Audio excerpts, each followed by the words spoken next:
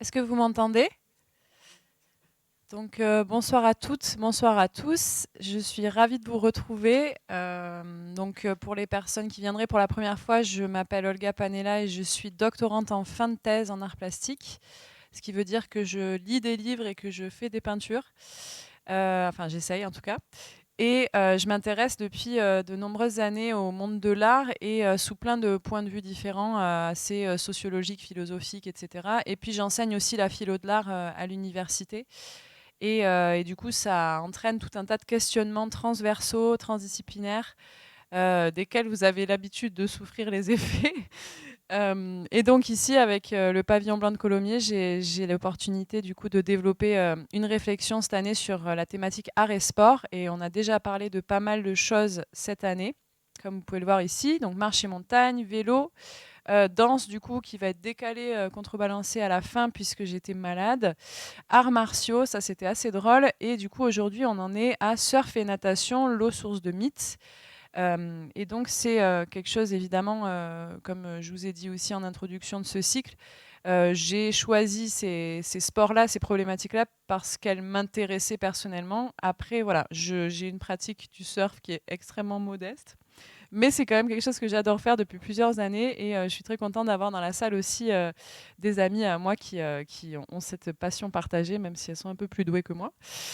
Donc voilà, on va commencer le propos entre guillemets théorique. Donc comment ça se passe du coup, bah, moi je papote, je vous raconte tout un tas de choses pendant à peu près 50 minutes, une heure.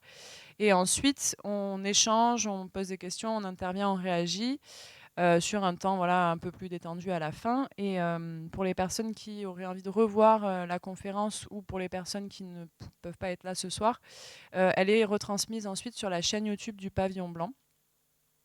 Donc c'est pour ça que je suis toujours un petit peu sous pression de mes tics de langage, etc. Mais bon, il ne faut pas trop que j'y pense, ça va aller. On commence aujourd'hui avec ce propos du coup sur l'eau dans l'art et dans le sport. Et ce qui vient en tête de manière assez naturelle pour moi en tout cas, c'est l'image du radeau de la Méduse, donc de Géricault. Et en me renseignant un petit peu sur la natation et sur le surf, qui sont donc les deux sports sur lesquels on va se concentrer ce soir, en fait, je me suis rendu compte dans l'histoire de la natation, déjà j'ai appris qu'il y avait une histoire de la natation parce que c'est un petit peu comme la lecture. C'est des choses où on se dit mais ça a toujours existé, on a toujours lu et en fait on se pose jamais la question, mais en fait est-ce qu'on a toujours nagé? C'est quelque chose que je ne savais pas. Et donc effectivement, des paléoanthropologues ont attesté que l'Homo erectus, donc il y a 1,8 million d'années, nageait déjà. Et on retrouve des premières traces artistiques, notamment à l'époque antique, par exemple à Pompéi, qui témoignent du fait que les Antiques, les Grecs, etc., nageaient énormément et avaient vraiment une culture reliée à l'eau. Mais il se passe quelque chose à peu près à l'époque médiévale qui est assez curieux, c'est qu'il y a une sorte de pause quasiment d'un siècle et demi dans la natation. En fait, il y a un moment où l'eau commence à faire peur. Et puis, je me suis posé du coup la question de pourquoi cette espèce de pause-là quand même assez énorme. Comme si l'Europe avait oublié comment nager.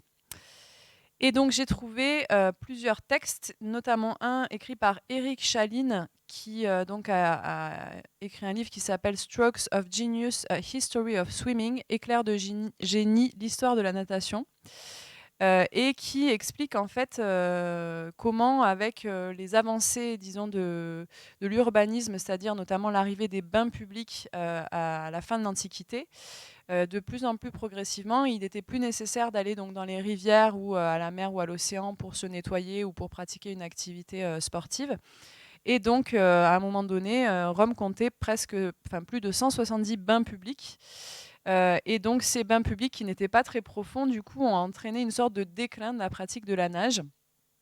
Et comme la population a commencé à se concentrer dans des zones un peu plus urbaines et à délaisser un peu les littorales, mais aussi avec l'amélioration des techniques de construction des ponts, enfin tout est lié, c'est quand même assez intéressant. Du coup, il y a quand même un déclin qui se passe dans le passage à l'époque médiévale. Et puis, il y a tout un développement de culture, en fait, de divinités inquiétantes qui vont faire que l'eau va être de plus en plus crainte Et notamment, bon, celle qui nous vient en tête tout de suite, ce sont les sirènes, bien sûr, avec tous les contes de Hans Christian Andersen et ces histoires d'êtres mi-humains, mi-poissons qui vont venir ensorceler les navigateurs, etc. Et donc la mer devient un symbole de danger et de mort. Et donc forcément, la figure du radeau de la Méduse de Géricault en est une représentation tout à fait poignante. Je ne vais pas trop revenir sur l'histoire de ce tableau, même si en faisant des recherches dessus, j'ai trouvé des choses géniales. C'est-à-dire que, par exemple, il y a des personnes qui ont repris la morphologie du radeau, donc exactement son apparence. Bon, c'est assez, les gens ont vraiment beaucoup de temps libre ou de curiosité.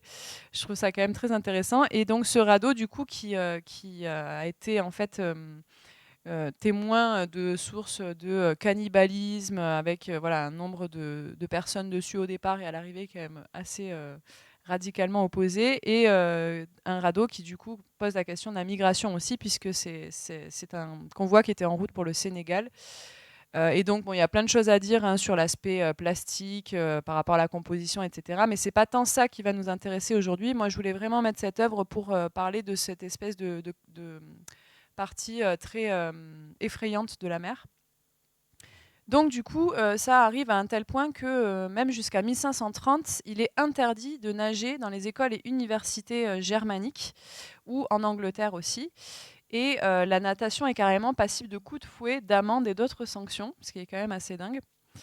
Et puis ça va commencer à changer à la fin du XVIe siècle, où il va y avoir des livres qui vont être publiés, notamment un livre d'Everard Digby qui s'appelle De Arte Natandi, donc l'art de nager, et qui va être un texte majeur jusqu'au XIXe siècle, qui va mettre en place une vision hygiéniste de la natation, donc vraiment avec ce culte du corps, de la santé, etc. Et j'ai trouvé aussi une information un peu intéressante dans un livre de la fin du XVIIIe siècle, où c'est un livre de Johann Götz-Mutz, qui en fait va être le premier livre à faire l'évocation du maillot de bain. C'est-à-dire que jusqu'ici, c'était vraiment considéré comme normal de se baigner ou de pratiquer la natation nue. À partir du XVIIIe, XIXe siècle, la natation va avoir un usage militaire, notamment pendant les campagnes de Napoléon.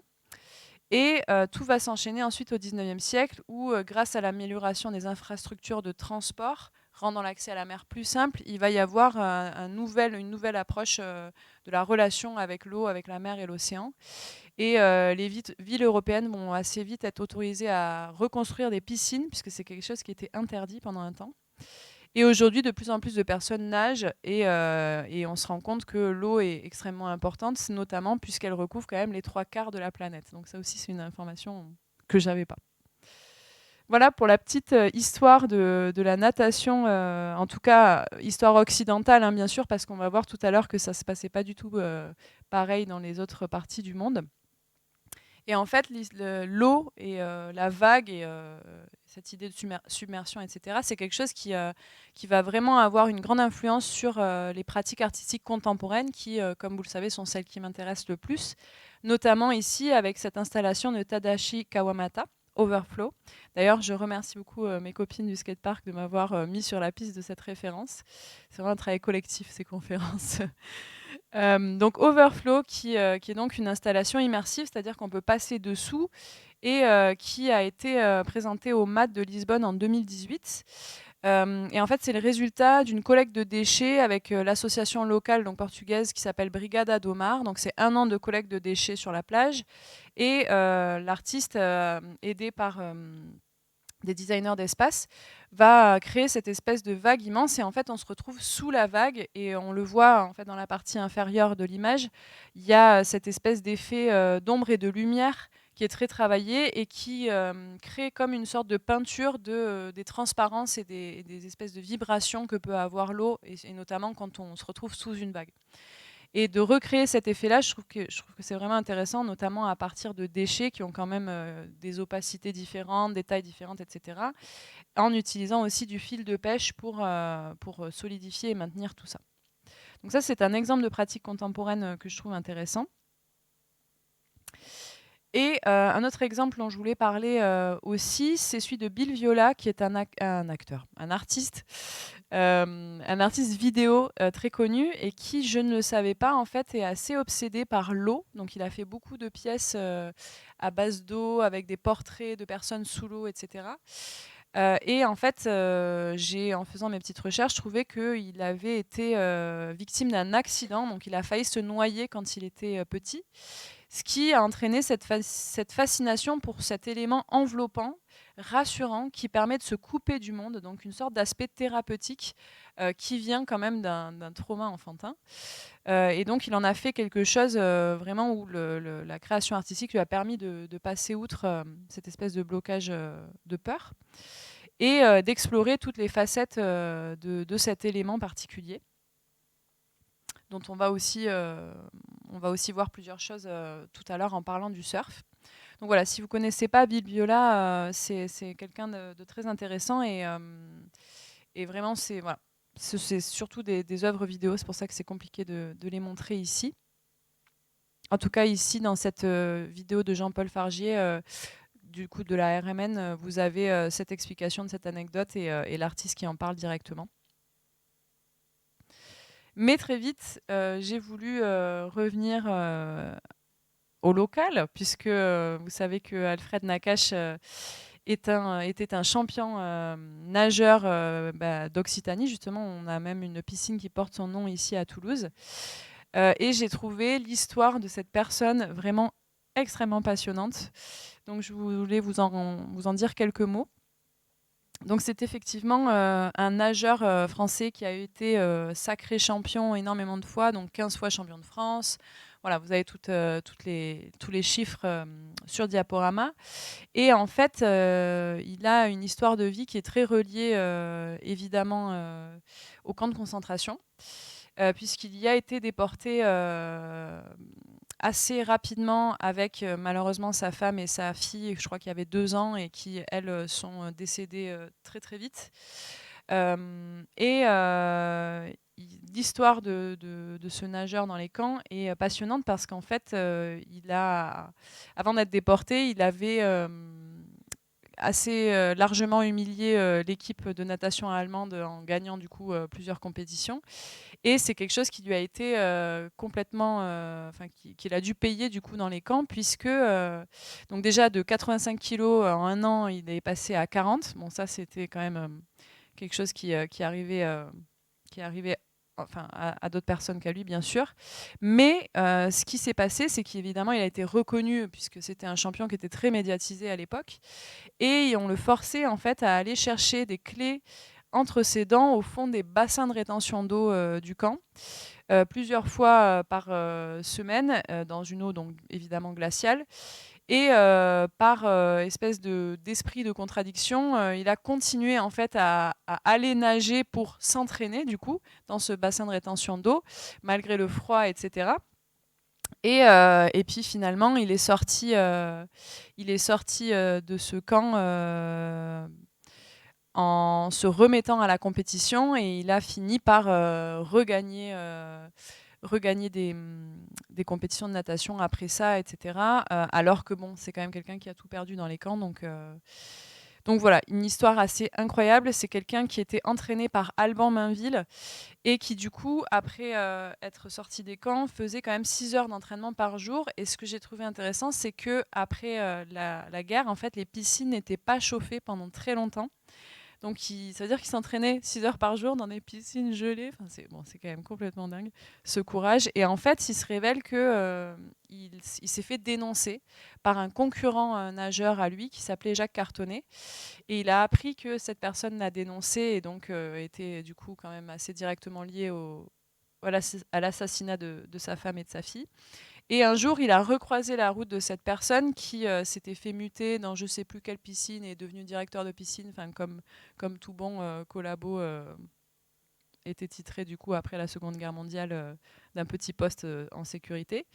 Et en fait, donc, il aurait pu avoir l'occasion de tuer Jacques Cartonnet, je le cite, parce que c'est littéralement ce qu'il a dit, et il ne l'a pas fait, il ne l'a même pas approché, il ne lui a pas parlé. Et en fait, voilà, c'est quelque chose qui témoigne aussi d'une sorte de courage mental de ne pas céder à la violence alors qu'on a vécu l'enfer. Donc voilà, c'est quelqu'un qui est très charismatique et très apprécié du coup dans disons l'historique de la natation. Et c'est vrai que moi je ne le connaissais que de nom et voilà, donc c'est intéressant. Et donc pour la petite anecdote, c'est lui qui a introduit en France la brasse papillon qui a été inventée par un Anglais en 1930. Donc ça aussi c'était une question que je m'étais jamais posée. Qui invente des nages? Enfin, mais c'est vraiment des choses qui, voilà, des gens inventent des nages, c'est passionnant.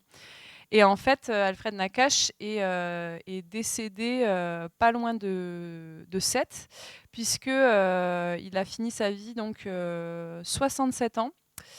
Crise cardiaque lors du kilomètre matinal et journalier qu'il effectue à Cerbère près de Banyuls où il s'était retiré.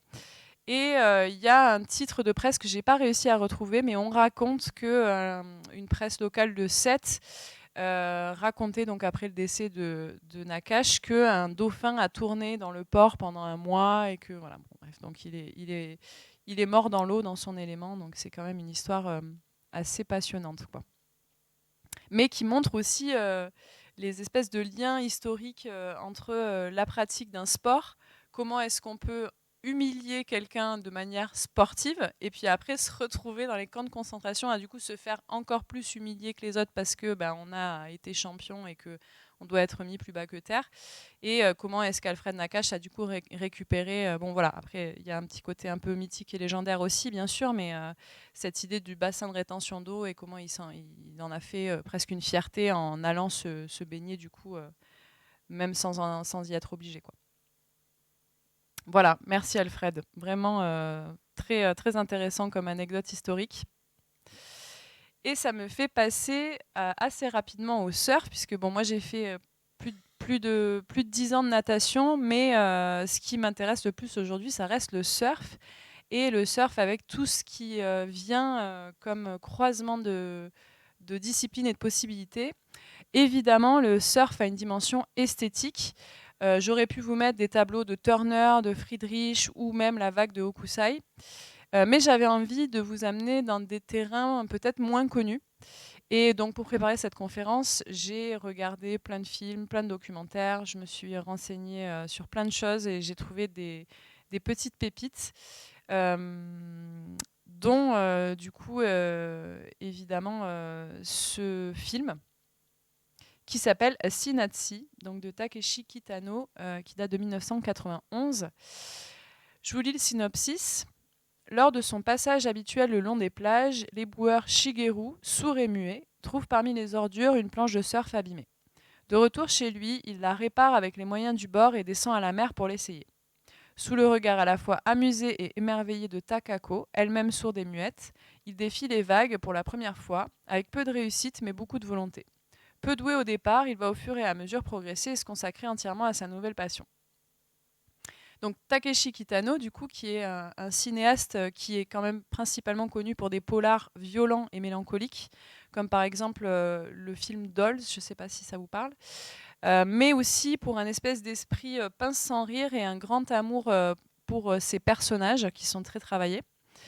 Avec toujours un peu un intérêt pour les personnes en marge de la société, pour les questions morales, etc. Et ce qui est intéressant dans ce film, c'est qu'il y a très très peu de paroles. Puisque bon, les protagonistes sont sourds et muets. Et tout se passe en fait dans l'interprétation des acteurs, dans le jeu des regards, dans le lien avec le paysage et dans la musique, puisque la musique a été composée par Joe Hisaishi, qui en fait est le compositeur qui a composé quasiment toutes les musiques des films de Miyazaki. Et en fait, la musique tient une place énorme et toute la communication non verbale de laquelle on n'a d'ailleurs pas trop l'habitude aussi. Et j'ai trouvé ça génial en fait. Le film est très très beau, il est très simple et en même temps tout se passe un peu entre les lignes. Et il décrit pour moi parfaitement ce qui est le plus beau dans le surf, donc c'est-à-dire la joie simple en fait de la glisse et du fait de se retrouver en pleine nature et d'être face à soi, face aux éléments, de se dépasser et d'être un peu dans cette espèce de balance contemplative, puisque ce que font les surfeurs et les surfeuses avant tout, c'est de fixer l'horizon avec un regard mystérieux. Mais non, justement, pour analyser le paysage et pour essayer de comprendre, moi, c'est quelque chose qui m'a toujours fasciné, comprendre voilà, les courants, le vent, etc., dans quel sens vont les vagues. Enfin, il y a vraiment quelque chose qui relie la pratique du surf très fortement au paysage. Donc, je vous conseille ce film. C'est pas le plus connu, de toute façon, moi, j'aime bien passer un peu, vous savez bien, voilà, à côté des choses les plus évidentes. Il y en a des centaines de films sur le surf, il y a des films de série B, il y a plein de choses, de l'action, Point Break, tout ça. Enfin voilà, toutes ces choses-là, vous les connaissez, donc j'ai voulu essayer de trouver un peu des points de vue alternatifs. Un petit retour dans l'histoire du surf, parce que là aussi j'ai appris des choses incroyables et j'avais vraiment aucune idée de tout ça. C'est passionnant comment ce sport s'ancre vraiment dans l'histoire depuis un moment. Donc ici vous avez une illustration de la pratique du surf à Hawaï vers 1883-1905. Et en fait, je vais utiliser cette image pour vous parler justement de comment ce sport est né. Donc, James Cook découvre Hawaï en 1778, donc île Pacifique. Découvre, donc c'est-à-dire colonise quoi concrètement, puisqu'il arrive aussi avec des missionnaires évangélisateurs, compliqué le vendredi la prononciation, qui en fait vont aussi ramener leur lot de maladies, et une fois qu'ils débarquent donc à Hawaï, il va y avoir une chute incroyable de la population à cause des maladies. On passe de 250 000 habitants à 35 000 habitants en un an, c'est énorme. Voilà. Ce qui va se passer, en fait, c'est que lors de l'arrivée de James Cook à Hawaï, en fait, les colons qui arrivent se retrouvent face à un peuple qui fait du surf. Et tout le monde fait du surf. Les femmes, les hommes, les enfants, tout le temps. En fait, c'est vraiment une pratique qui est extrêmement importante dans la société autochtone et qui est reliée aussi à tout un système de divinité, une façon de penser. Il y a des temples qu'on appelle, j'espère bien le prononcer, Eyao, qui sont des temples qui sont faits pour prier, pour amener des vagues. Amener des vagues, surfer des vagues permet d'avoir du mana. Et le mana s'acquiert grâce à la glisse. Donc c'est un peu comme ce qu'on avait vu lors de la conférence sur les arts martiaux. C'est cette idée d'énergie fluide qui vient en nous et qu'on a grâce aux éléments. Et l'océan est très relié aux divinités, aux énergies, etc. Et il y a vraiment un lien très très fort entre l'idée de la vague et du corps. D'ailleurs, le nom originel du surf, c'est le Inalu. Et ça signifie littéralement faire corps avec la vague, faire lien entre l'humain et l'océan. Donc à l'époque, les planches sont taillées directement dans des troncs d'arbres. Il n'y a pas du tout de différence entre femmes ou hommes, etc. C'est vraiment quelque chose de très naturel. Voilà, ça se fait nu, etc. Et ce qui se passe, c'est que ces missionnaires évangélisateurs qui arrivent avec James Cook vont rapidement interdire cette pratique. Parce que déjà, ils ont l'impression de faire face à un peuple qu'ils appellent eux-mêmes amphibies. Donc ça leur fait peur, puisque rappelez-vous qu'il y a quand même toujours en Occident un peu cette espèce d'héritage de peur et de crainte de l'élément eau. Et en plus, pour eux, le surf est synonyme de déchéance pour plusieurs raisons. Bon, déjà la nudité, le fait que les femmes en font, donc déjà ça c'est... Et en plus de ça, le surf est synonyme de l'abandon du travail, parce qu'en fait, dans la société autochtone de l'époque, quand il y a des bonnes vagues, il n'y a pas d'alternative, quoi. On va surfer, en fait, il n'y a pas de... Voilà. Sauf que ce qui se passe, c'est que les colons, quand ils arrivent à Hawaï, en fait, ils se rendent compte qu'il y a des ressources qui vont leur permettre de ramener un maximum de richesses en Occident, comme par exemple la culture du sucre. Et donc, ils vont mettre en fait littéralement en esclavagisme les populations autochtones, sauf qu'ils vont se rendre compte que quand il y a du surf et qu'il y a des bonnes vagues, les gens ne sont juste pas là, en fait. Donc, et ça, c'est quelque chose qu'on retrouve dans le film dont je viens de vous parler, de Takeshi Kitano, où donc ce jeune protagoniste qui trouve cette planche de surf, en fait, qui est éboueur, va tout simplement arrêter de venir au travail puisque sa passion pour le surf va prendre tellement de place que dès qu'il y a un jour avec des bonnes vagues, il va juste pas être là. Et je trouve ça intéressant, ce côté vraiment de passion qui prend de plus en plus de place dans la vie et qui fait complètement relativiser les choses un peu disons, rationnelles et peut-être même un peu ennuyeuses, comme le travail, par exemple. En tout cas, dès que les missionnaires comprennent que le surf ne sera pas compatible avec leur vision du travail, ils vont l'interdire et ça va être assez violent. Et finalement, c'est quelque chose qui va faire que la culture du surf va quasiment disparaître sur l'île d'Hawaï jusqu'à en fait quelques temps plus tard, où elle va être redécouverte. Donc il faut savoir que il y a des rois à Hawaï jusqu'en 1898. C'est l'année où Hawaï est annexée par les USA. Et en fait, ce qui se passe à cette époque, donc à la fin du 19e siècle, c'est que les fils du roi vont partir faire une école militaire en Californie. Sauf que en Californie, personne ne fait de surf puisque c'est vraiment inconnu. Il n'y a plus d'image. Ah, qu'est-ce qui se passe? J'ai rien touché, c'est pas moi. Clément, ne tombe pas, Clément. Bon, je continue à raconter ou pas? Donc du coup, ce qui se passe, c'est que ces enfants du roi vont en Californie. Il n'y a pas de planche en Californie, donc ils vont commencer à en fabriquer. Et c'est comme ça, selon la légende, que le surf arrive en Californie, donc après, enfin, d'abord à Hawaï, puis en Californie.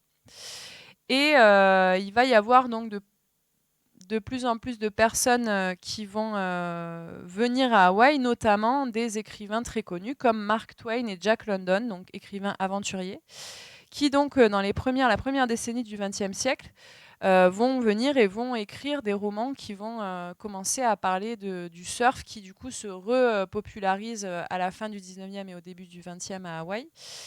Et Jack London va dire que le surf, c'est le sport roi c'est le sport roi des rois naturels de la Terre. Pardon. Et pour Jack London, encore une fois, la première fois qu'il va voir une personne surfer, donc un autochtone surfer, il va décrire ça comme un mercure, donc le dieu de l'eau, à peau brune. Donc grâce à ces livres, l'idée du surf commence un petit peu à sortir de Hawaï et donc du coup aussi de la Californie. Et il va y avoir plusieurs personnes donc, qui vont être un peu légendaires, comme par exemple Duke Kahanamoku, qui est un des premiers athlètes hawaïens du coup, à faire des démos de surf et à populariser cette pratique. Et ce n'est que dans les années 50 que la pratique du surf va vraiment commencer à se professionnaliser, se diffuser un peu. C'est là où on va avoir la naissance des premières marques, le début de l'industrie du surf et l'amélioration des planches. Et donc les décennies 50-60 vont être le début de cette idée du endless summer, donc l'été perpétuel. Et les grands lieux de cette culture-là vont être Waikiki Beach, donc Hawaï, mais aussi la Californie et Biarritz, puisque j'ai trouvé que Biarritz est une ville qui très très tôt en fait est déjà empreinte de cette culture du surf. Le premier surf shop et la première école de surf à Biarritz naissent en 1966, donc c'est quand même assez tôt. Et à l'époque, la manière de diffusion du surf, c'est principalement les revues qui sont ramenées, des voyages, etc. Et donc, la plus ancienne revue de surf, c'est Surfer Mag, qui est fondée en 1960 et qui existe encore aujourd'hui. Le plus ancien magazine de surf publié sans interruption, considéré comme la Bible de ce sport. En 1964, à Biarritz est créée la Fédération française de surf. Donc, c'est vraiment, voilà, les Landes et la côte basque, c'est vraiment un endroit essentiel aussi mondialement hein, pour la pratique du surf. Et il va y avoir une grande influence de la musique dans ce style de vie alternatif. Pourquoi alternatif? Parce qu'en fait, entre 55 et 75, on va avoir un exil, littéralement, d'Américains qui vont fuir la guerre du Vietnam, qui vont fuir l'engagement militaire et qui vont se retrouver en fait à voyager à travers le monde et l'Europe et notamment à passer beaucoup par Biarritz et les Landes et la côte basque en général. Et donc, ils vont aussi ramener leur lot de magazines, d'éléments, voilà, de nouvelles innovations, etc. Et donc cet exil entraîne aussi cette culture du voyage et du nomade, et donc le surf trip, ce voyage spécifique du surf dès les années 70, qui va aussi entraîner donc en fait cette idéologie, non, cette philosophie pacifiste qui est toujours très reliée à la culture surf et aussi au mouvement hippie, donc qui s'inscrit vraiment dans le refus de la guerre du Vietnam. Ça, c'est très important, c'est vraiment très politisé dès ce moment-là. Donc l'idée, c'est de vivre libre, voyager et découvrir les vagues et le monde. À partir des années 70-80, on va aussi progressivement avoir une structuration du circuit de la compétition internationale. Et aujourd'hui, pour vous donner quelques chiffres un peu plus précis, j'ai trouvé que la plus grande vague jamais surfée était une vague de 26 mètres à Nazaré. Voilà, c'est quand même énorme, quoi. Donc, un des plus grands champions du monde de surf, c'est Kelly Slater, qui a une histoire assez intéressante de concurrence avec Andy Irons. Donc là aussi, si ça vous intéresse, ces histoires un peu de se pousser grâce à la concurrence jusqu'à ce que la tragédie arrive. Il y a pas mal de documentation et de documentaires là-dessus. Et le surf n'arrive qu'en 2016 aux Jeux Olympiques. Et d'ailleurs, il va être évidemment cette année aux Jeux Olympiques de 2024 en Polynésie, du coup à Tiahupo, donc à Tahiti.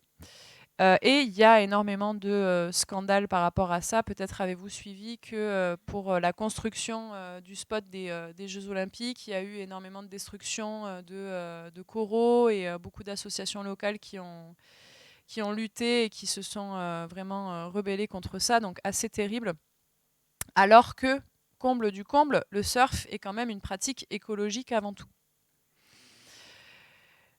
En tout cas, pour finir sur cette petite chose du surf aujourd'hui, donc ce petit point un peu histoire, ce qui est compliqué quand on fait des recherches sur le surf, c'est de trouver une place pour les femmes. Il y a peu de noms de femmes qui sont représentées et donc je voulais en citer quelques-uns.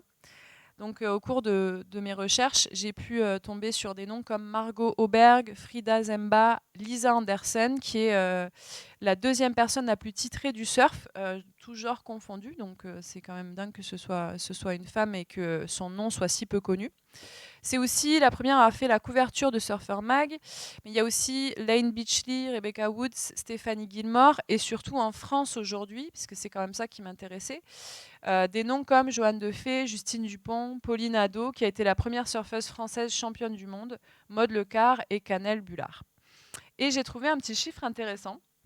En 1988, on recense l'argent qui est mis dans ce qu'on appelle les prize money, c'est-à-dire l'argent qu'on donne en prix pour les compétitions de surf. Et la différence entre les hommes et les femmes est prégnante, puisque 1 million de dollars sont donnés en prize money pour les hommes, contre seulement 150 000 dollars pour les femmes. Et encore, déjà, il y a une somme dans la case du tableau, parce que quelques années auparavant, il y a juste 0. Donc voilà. Mais pour montrer aussi qu'il y a quand même vraiment un déséquilibre de chiffres qui est instauré dès le début de la mise en compétition de ce sport. Et nous changeons complètement de registre pour passer à autre chose. Donc le surf a quand même assez tôt été lié au cinéma et à la musique. Je vous parlais tout à l'heure de série B, donc en 1959 sort Gidget, je ne sais plus comment ça se prononce, qui est une série B qui fait pas mal sensation, donc en 1959, et qui va vraiment contribuer à faire connaître le surf dans la pop culture.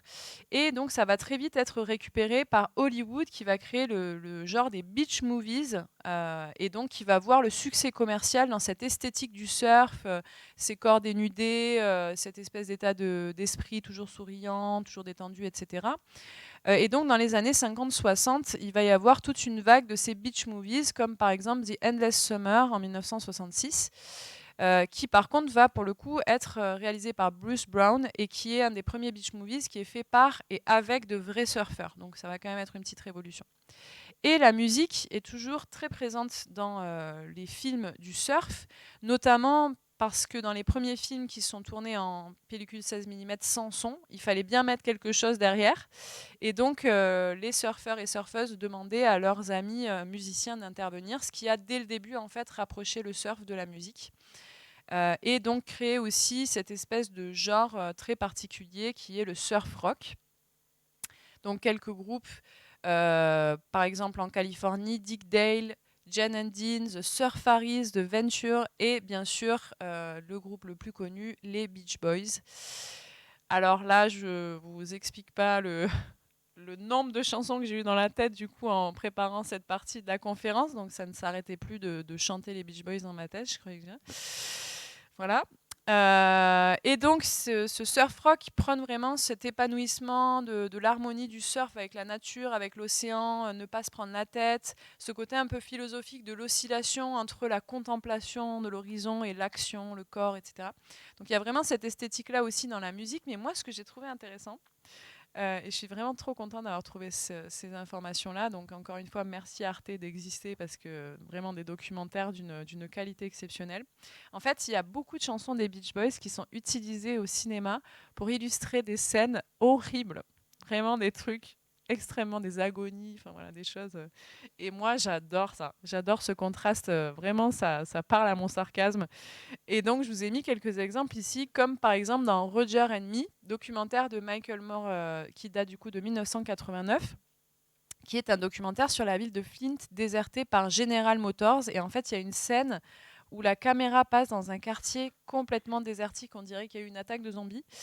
Et donc, sur cette scène, Wouldn't It Be Nice des Beach Boys. Donc, bon, je ne vais pas vous la chanter, mais vous voyez un peu cet air enjoué, entraînant. Voilà, et j'adore ce contraste, je trouve ça génial. Et en fait, c'est quelque chose qui s'est beaucoup fait au cinéma, puisque on a aussi ça dans Les Rois du désert de David Russell, donc, qui en fait est un film sur des GI sans foi ni loi, qui sont extrêmement violents, etc. Donc voilà, on est américain, on a des gros pistolets, enfin tout ça.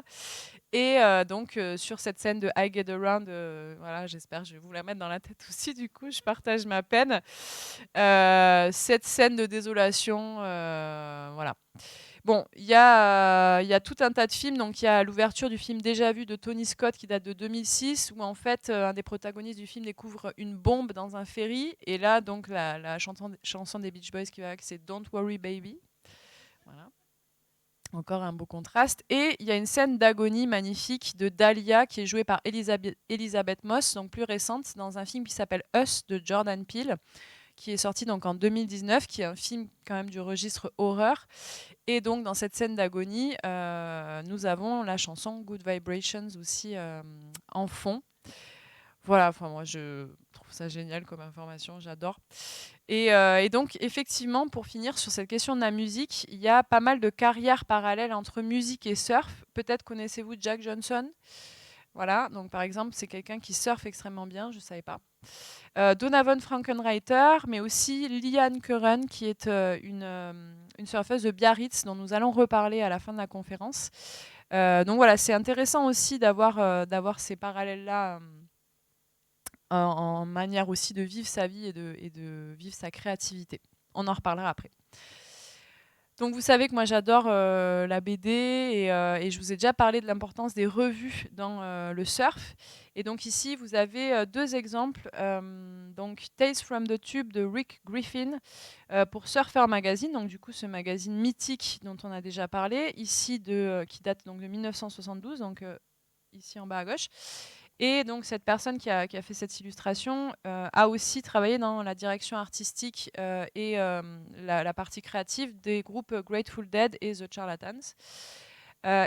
Sur la droite, vous avez Calamity Beach, tranche de surf qui date de 1996, avec vraiment voilà, cette esthétique du surf, de la vitesse, qui me donne envie de vous parler en fait des matériaux utilisés dans le surf, puisque j'aime beaucoup m'intéresser aux matériaux et j'ai trouvé là aussi des petites choses intéressantes. Donc, comme je vous ai dit, au début à Hawaï, les planches de surf étaient simplement découpées dans du bois, sauf que le bois absorbe l'eau et devient vite très très lourd. Et il y a eu là aussi un petit enchaînement d'idées créatives qui ont permis en fait d'améliorer les planches de surf pour avoir celles qu'on a aujourd'hui. Comme par exemple en 1926, un surfeur américain nommé Tom Blake qui va commencer en fait simplement à percer des trous dans sa planche pour enlever de la matière et à y caler une mince feuille de bois en plaquage qui va bloquer les trous du coup. Et ça, c'est la première planche de surf qui va être produite en série. Et ensuite, dans les années 30, on va avoir beaucoup d'évolutions, notamment dans le choix de l'essence du bois, et on va utiliser le balsa, le fromager entier, qui est quand même un des bois les plus légers qui existent, ou le paulownia. Et en 1935, on va commencer à ajouter des dérives, vous savez, les ailerons qu'il y a sous la planche, parce qu'en fait, on se rend compte que dans le surf, il y a énormément de règles de physique, et ça aussi, je trouve ça génial. En fait, il y a diverses forces, la poussée, la traînée, la flottabilité et le poids, qui vont vraiment s'étirer dans différentes directions. Et du coup, toutes ces choses commencent à être analysées, à être observées de plus près. Et quand même, quand on se dit qu'à la base, c'est juste un bout de bois et des vagues, je trouve ça génial que ça puisse pousser à autant de réflexion. Néanmoins, toujours la même chose, on en avait déjà parlé pour le vélo, il me semble, la Deuxième Guerre mondiale va amener, malheureusement, heureusement, je ne sais pas, mais beaucoup de nouvelles inventions technologiques, comme par exemple tout ce qui va être matière plastique. Et donc, il va se passer en fait, des innovations de légèreté dans les planches qui vont du coup être faites en polyuréthane ou en résine époxy. Donc le polyuréthane, c'est une mousse à base de pétrole enveloppée dans un tissu en fibre de verre traité avec de la résine de polyester. Et en fait, au bout d'un moment, on s'est quand même rendu compte que ça émettait des composés organiques volatiles toxiques pour l'environnement et pour la santé humaine. Et donc aujourd'hui, on est vraiment aussi dans une manière de voir la confection des planches qui est beaucoup plus naturelle. On va travailler avec des matériaux recyclés tels que des filets de pêche, des bouteilles en plastique, des résines naturelles, du chanvre, de la fibre de lin pour remplacer la fibre de verre et de la résine époxy biosourcée. Donc c'est du carbone qui est presque à moitié à origine végétale. Donc c'est des choses qui ont beaucoup changé aujourd'hui, mais cette évolution des matériaux, je trouve qu'elle est quand même intéressante. On passe du bois à la pire chose possible, de pétrole, voilà, et on revient en fait à carrément produire des planches à partir de déchets. Donc ça, c'est un peu pour le point histoire, le point matériaux. Et maintenant, je voudrais vous parler de plusieurs œuvres que j'ai pu du coup voir pour préparer cette conférence en plus. Donc, ce documentaire qui s'appelle Gaza Surf Club, qui est sorti en 2016, réalisé par Philippe Gnat, et qui en fait raconte l'histoire d'un club de surf à Gaza, qui a été créé en 2008 par des surfeurs locaux et par Matthew Olsen, qui est un Américain qui s'est pris d'amour pour Gaza. Et donc, c'est une association qui existe encore aujourd'hui. Et donc, dans ce film de 2016, c'est un film qui est magnifique, extrêmement beau. En fait, c'est très intéressant parce qu'on suit des personnages qui donc font du surf à Gaza. Et différents destins de vie, donc par exemple des jeunes hommes qui ont leur père qui n'apprécie pas du tout, qui vont faire du surf parce que c'est une pratique dangereuse, etc. Et en même temps, un père de famille qui raconte comment ses filles, il leur a appris à nager, il leur a appris à faire du surf, sauf que quand elles ont eu 15 ans, en fait, la société a changé à Gaza et du coup, le regard de sexualisation sur le corps des jeunes filles a complètement changé aussi. Donc, c'était plus possible pour les jeunes filles de faire du surf au grand regret du père. Et il y a une scène dans le documentaire qui est magnifique où le père part en bateau avec ses filles très très loin de la côte. Et en fait, elles finissent par se baigner là et ils tirent la planche de surf avec le bateau. Enfin, ouais, c'est magnifique. Et donc, toutes les contradictions de la société gazaoui en 2016 avec les souffrances de la guerre et les paysages détruits avec en fait des tonalités très très beiges, enfin, un truc très monochrome. Et en même temps, la manière dont les gens se nourrissent, dont ils survivent, etc. Et en fait, en parallèle à ces scènes-là, il y a donc un des jeunes de ce surf club qui arrive, après des années et des années de tentatives, à avoir un visa pour partir à Hawaï pour faire une formation, pour apprendre comment shaper des planches, etc. Donc, et rejoindre ce Matthew Olsen, donc, qui a fondé ce club. Et donc, quand ce jeune-là part, une des caméras le suit à Hawaï et on voit les paysages de Hawaï qui sont ultra coloré, la mer turquoise, tout le monde en maillot, enfin un truc qui n'a rien à voir. Et ce choc un peu chromatique entre ces deux mondes, il est vraiment assez troublant. Et en même temps, ça dégage un peu des choses poétiques, puisque ce jeune qui, je ne sais pas quel âge il a, il est très jeune, il doit avoir 19 ans, qui arrive là en fait à Hawaï et qui sait pertinemment qu'il y a des chances qu'il rentre jamais à Gaza, puisque c'est quand même pouvoir sortir de Gaza. Et ça lui a pris tellement de temps en plus d'avoir ce visa que il s'est certainement dit en partant, je reviendrai peut-être jamais. Donc aussi avec tout ce que ça entraîne de souffrance par rapport à la déconnexion avec la famille, etc. Et en fait, on retrouve ce jeune sur les plages de Hawaï où tout le monde est en bikini et qui comprend pas ce qui se passe, quoi, vraiment qui prend cette espèce de différence culturelle aussi de plein fouet. Et c'est très très intéressant, c'est très touchant. Et évidemment, il y a des scènes qui sont voilà, des scènes de surf parce qu'ils surfent aussi. C'est impossible de faire entrer des planches de surf à Gaza. Il n'y a pas du tout d'outils pour les faire, pour les shaper, etc., pour les faire eux-mêmes. Donc c'est très compliqué. Et malgré ça, ils vont surfer. Et puis, c'est pas l'océan, enfin, ça reste quand même un autre type de vague. Donc, quand il y a des vagues, c'est qu'il y a une énorme tempête, en fait. Et on les voit se jeter dans les vagues alors que c'est la tempête complète, que tout le monde rentre se mettre à l'abri, etc. Ils sont heureux, mais trop, trop heureux d'aller surfer alors que c'est la fin du monde. Enfin, c'est vraiment, et ça revient aussi à cette essence de la philosophie du surf et cette simplicité, cette joie aussi. Et dans cette optique, moi, j'ai pris des notes sur une personne du coup qui raconte ce que je vous ai mis ici en mots là, ma planche de surf est mon fils et ma fille, mon sang et mon âme. Je ne connais pas grand-chose à part ma planche, car le surf est ce qui me permet de tout oublier. Dans les vagues, je suis ailleurs, dans un autre monde. Et donc, évidemment, le film se termine sur une image noire où une simple phrase est posée qui nous dit que le protagoniste qui est parti à Hawaï n'est toujours pas rentré. Et d'ailleurs, heureusement, en fait, parce que quand j'ai essayé de trouver des informations un peu récentes là, sur le site de l'association, et en fait, sur la trentaine de surfeurs recensés à Gaza en 2016, on ne sait même pas s'il y en a encore, en fait. Donc, il n'y a pas de... Voilà. Pas du tout de nouvelles. Il y a une possibilité d'aller faire des dons, mais il n'y a pas beaucoup de choses en plus. Et donc, évidemment, c'est terrible de voir ça avec l'actualité d'aujourd'hui.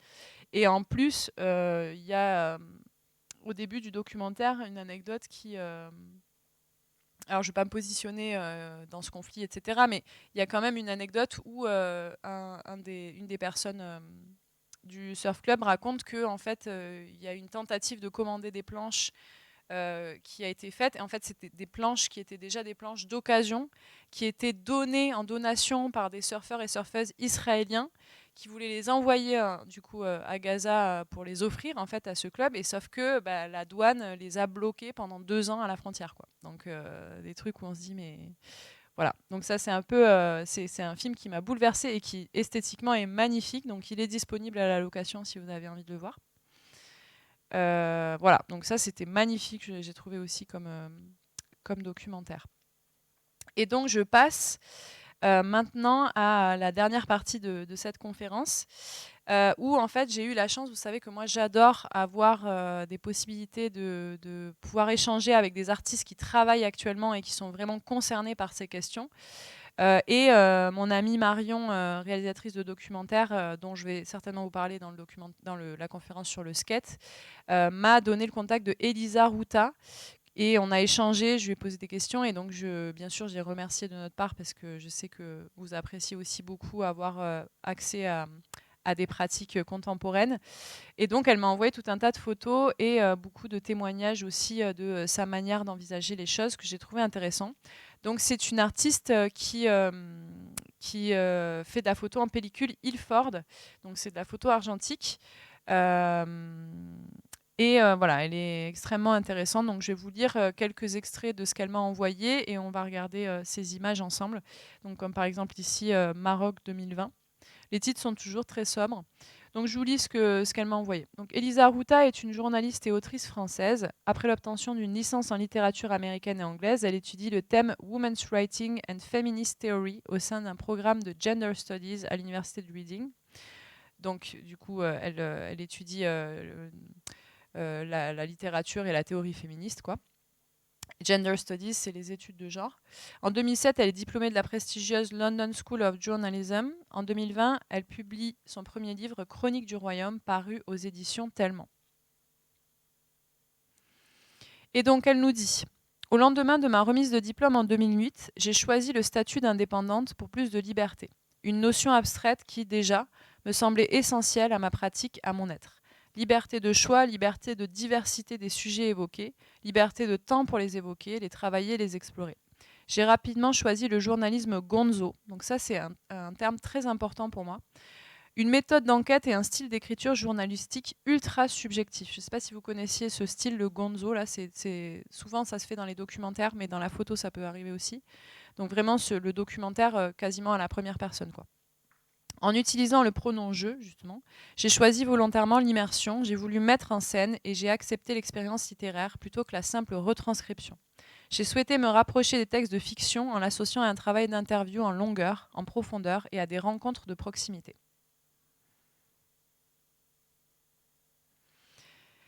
Donc voici une photographie de Norvège, donc du coup le surf en conditions extrêmes, surf de grand froid. Et donc là, un extrait que j'ai voulu vous mettre aussi, que j'ai trouvé très intéressant, puisque je lui ai posé la question de son lien avec le surf. J'entretiens une relation conflictuelle avec le surf. Dans un monde idéal, le seul fait de pouvoir glisser sur une planche, c'est-à-dire littéralement de se mettre en mouvement sur un élément, l'eau, lui-même en mouvement, relève de la magie. En tout cas, le phénomène de mouvement est l'un des aspects qui me fascine le plus. Mais nous vivons dans une société composée de son histoire, avec ses populations, sa hiérarchie implicite ou énoncée, ses codes, ses stéréotypes, son système de fonctionnement.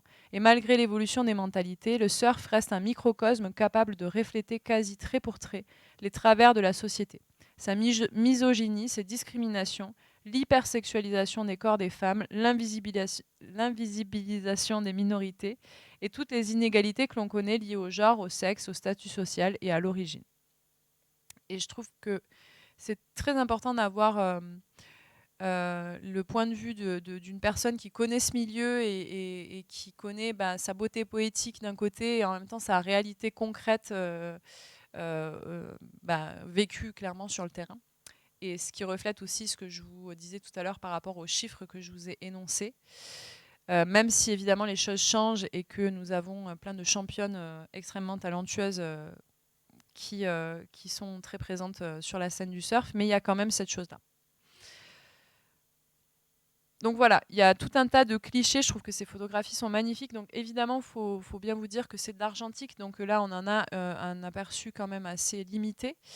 Mais je trouve justement son regard et son point de vue sur le surf très très intéressant. Et donc c'est une personne qui fait de la photographie, mais qui écrit aussi beaucoup à côté.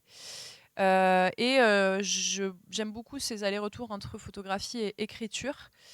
Et puis, elle a un travail journalistique, mais aussi un travail d'écriture sensible, vraiment.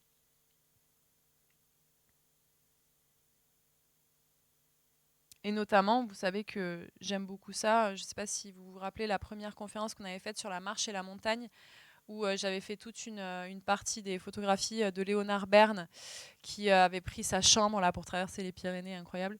Et il y avait toute une partie aussi de texture, du travail sur la texture, qu'on retrouve ici. C'est pour ça que j'ai voulu mettre ces deux images côte à côte.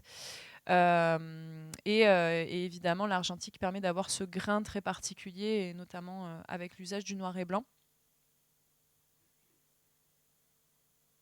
Et aussi une pointe d'humour, toujours appréciable. Donc elle nous dit « J'ai d'abord rencontré l'océan avant de découvrir le surf et d'y tomber profondément. Mon grand-père possédait un voilier au port d'Hendaye, une vieille tarentelle qui sentait le tabac froid et avait les murs jaunes à force de fumer à l'intérieur. On partait en vadrouille le long de la côte basque, on se baignait dans les criques, on nommait les poissons colorés et on se jetait dans les rouleaux. Premier cours de surf, petite avec mon frère, sans grande ambition si ce n'est le plaisir de la glisse. Plus tard, j'ai fait mes études à l'étranger, en Angleterre pendant plusieurs années. Le manque de l'océan, le besoin de revenir, d'implanter l'océan au cœur de toute ma vie. »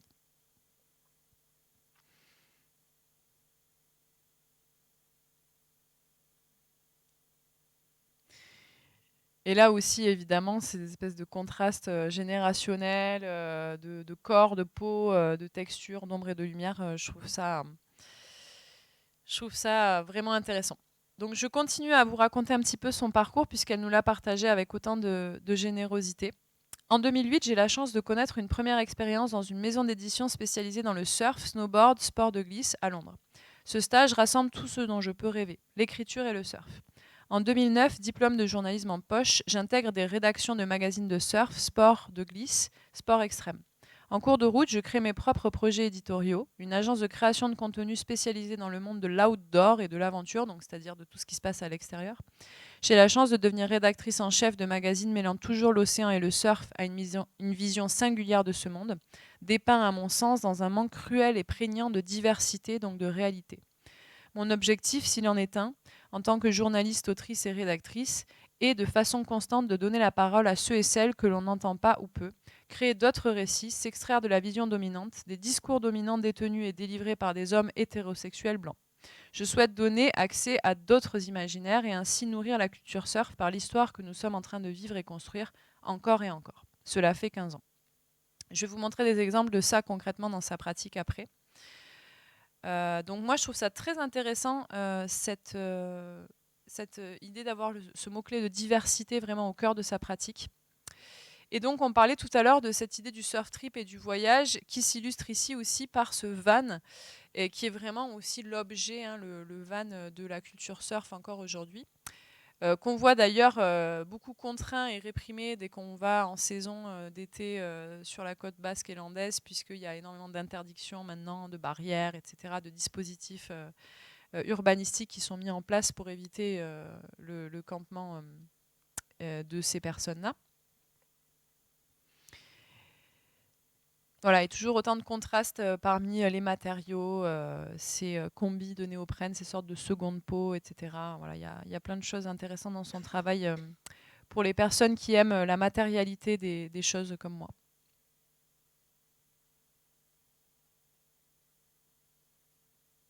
Et toujours ces contrastes entre netteté et flou que permet l'argentique quand bien maîtrisé. Voilà, donc j'ai beaucoup aimé ce travail et je suis très contente que Elisa Ruta ait accepté de répondre à mes questions et de nous envoyer avec beaucoup d'enthousiasme tout son travail. C'est vraiment chouette. Et donc, évidemment, la photo artistique est une partie de son travail, mais elle fait aussi du soutien de projet et vraiment du texte journalistique et théorique. Et comme ici, par exemple, pour le Queen Classic Surf Festival, donc premier festival inclusif en France, qui se passe sur la côte basque et qui mêle du coup sociologues, anthropologues, athlètes, associations, acteurs de surf en tout genre. Et donc pour ce festival notamment, elle a en fait sorti ce texte-là, Black Waves Matter, où elle décrit, elle raconte sa rencontre avec le collectif américain Textured Waves, qui se fait, je cite, l'avocat de la diversité à l'eau avec l'inclusion et la représentation de personnes de couleur, ainsi que la première association queer dans le surf, le club de surf queer, dont l'objectif inclusif est de réunir à l'eau et en dehors des surfeuses et surfeuses queer et ainsi de créer des espaces safe au line-up. Alors bon là, ça fait beaucoup de mots anglais. Donc le line-up, c'est quand on arrive dans l'eau et qu'on se retrouve entre personnes à devoir se départager cet espace de la vague. Safe, un espace safe, c'est un espace où, peu importe son orientation sexuelle ou son genre, on peut se sentir bien et à l'aise, ce qui n'est pas forcément toujours le cas dans le monde du surf ou dans le monde du skate non plus. D'ailleurs, on en parlera aussi, on aura l'occasion d'en parler la prochaine fois. Et donc l'idée, c'est d'essayer d'avoir plus de possibilités d'inclusivité dans ces espaces-là. Et donc, évidemment, ça pose la question des minorités raciales, du coup, pour ces questions de couleur de peau avec ce collectif-là, mais aussi sur les questions de transphobie, puisque Elisa Ruta a aussi écrit un papier paru dans Surf Session Magazine sur Sasha Jane Lowerson, première surfeuse trans victorieuse d'une compétition officielle, qui avait été invitée sur la seconde édition de ce Queen Classic Surf Festival, lors d'un débat intitulé « Le surf est-il effaceur de clivages sociaux ?» Donc ça pose quand même des questions super intéressantes. Et donc ce qu'on voit à gauche, l'envers des corps, c'est un visuel d'une exposition de photos argentiques, textes et peintures que Elisa Ruta a fait en collaboration avec la peintre Agathe Marcé. Voilà. Donc c'est un petit peu pour vous montrer aussi toutes les facettes et les diversités de son approche et de son travail que je trouve très intéressante. Et c'est vrai que par rapport au moment où j'ai commencé à faire des recherches sur le surf et où j'ai trouvé que des livres avec que des hommes, même en termes d'artistes, Ça m'a fait un petit bol d'air frais. Je me suis dit, bon, il se passe autre chose aussi et c'est ça que j'avais envie de vous montrer aujourd'hui. Pour finir, deux choses. Donc, je vous ai parlé tout à l'heure de Lee Ann Curran, du coup, qui est une surfeuse née à Biarritz, franco-américaine, championne d'Europe de surf et musicienne, et qui en fait est la petite fille de Pat Curran, qui était un des pionniers du surf à Hawaï dans les années 50. Qui est une personne qui a une carrière et un parcours très très intéressant, puisqu'elle a beaucoup voyagé, elle a monté une association dans des favelas à Titanzinho pour aider les jeunes à pratiquer le surf plutôt qu'à se tourner vers la délinquance. Elle a réalisé à ce sujet un documentaire avec André Silva, Titan Kids, qui va remporter divers prix. C'est donc une musicienne qui a un projet solo. En 2020, elle va sortir son album Shapes avec 4 titres. Et en fait, les images que je vous ai mises ici, notamment celle que vous voyez ici en haut à gauche, c'est une capture d'écran de son clip de sa chanson 1984 que je vous invite à écouter, qui a été fait en collaboration avec Léa Sifredi, qui est une artiste designeuse, graphiste, qui fait du graphisme en 3D, du motion design, donc tout ce qui va être image animée, etc. Et en fait, Léa Sifredi vient du monde du skateboard et Lee Ann Curran du monde du surf. Et elles se sont rejointes en fait dans cette espèce de visualisation de la musique pour essayer de trouver, de dompter leur univers mutuel. Et dans une espèce de vision psychédélique aussi qui, je trouve, montre bien toutes les possibilités colorées et un peu magiques et mystiques de cette philosophie du surf. Et je vous ai mis aussi une petite image de Lee Ann Curran en train de surfer, parce que quand même c'est magnifique, qu'on retrouve sur le Pinterest de Roxy. Roxy qui est l'une des marques, des seules marques en fait de matériel de surf féminin, pour remontrer aussi à quel point il y a des problèmes d'inégalité là-dedans. Et pour terminer, je voulais parler d'un collectif parisien qui a accepté aussi que je vous montre du coup cette affiche de film. Le film n'est pas sorti encore, c'est un court-métrage qui sortira bientôt, mais qui a déjà fait plusieurs compétitions de films de surf. Et qui, moi, j'ai pu le voir du coup en avant-première. Donc un film qui est réalisé par Guillaume Rouen et Aurélien Baquet. Qui s'appelle A14, en fait comme l'autoroute qui part de Paris pour aller vers l'ouest de la France. Et en fait, c'est l'histoire du Barbès Surf Club, pour les personnes qui connaissent Paris, donc Barbès qui est un quartier de Paris. Et en fait, c'est vraiment des gens qui partent faire du surf en partance de Paris, donc ils font 400 km pour aller se jeter dans les vagues dans l'ouest de la France, et qui reviennent le soir même. Donc c'est un club de surf à Paris qui fait les allers-retours, qui reviennent le soir même, ouais. Donc ils partent vraiment en plein milieu de la nuit et ils font leur journée de surf et ils rentrent. Voilà. Et ils se décrivent comme des personnes qui ont fini par échouer à Paris pour des raisons pas encore complètement identifiées, mais qui sont amoureux de surf, amoureux de culture surf, amoureux de films de surf, etc. Et qui vont vraiment se mettre ensemble et se... Après, bon, évidemment, ils font pas toujours des choses qui durent juste un jour, hein. Parfois, ils partent en voyage, en surf trip, etc. Et ils ont un site internet sur lequel il y a aussi voilà, tout un tas de choses qui sont relayées, des documentaires, des films qui s'inscrivent aussi dans un réseau. Mais je trouvais que cette image du film, avec ces planches et cette combi dans cette micro-baignoire parisienne, là, était assez parlante et montrait aussi à quel point c'était possible de faire un peu des folies par passion. Et notamment quand on y pense, pour une passion qui ne consiste qu'à avoir une planche et une combi et à se jeter à l'eau. Et ça me fait penser d'ailleurs juste au film de Takeshi Kitano, puisque en fait le protagoniste va surfer sans rien au début, avec vraiment une planche où il manque un morceau, pas du tout de combinaison, et il va tellement se prendre directement à la passion de ce sport que ce sera pas grave en fait. Et c'est pas la peine d'avoir des tonnes et des tonnes de matériel de maxi qualité. En fait, c'est vraiment juste cette idée d'être dans les éléments, d'être dans la nature et de se retrouver à avoir ces sensations très très simples de bonheur de la glisse, quoi. Voilà, donc ça c'est ma contribution pour ce sujet. Merci beaucoup d'avoir écouté. J'espère que je vous ai pas perdu, que ça vous a plu. Et on va maintenant prendre un petit temps pour échanger. Mais encore une fois, merci beaucoup d'être venu et d'être là. Voilà. Je suis contente d'avoir pu partager ça avec vous.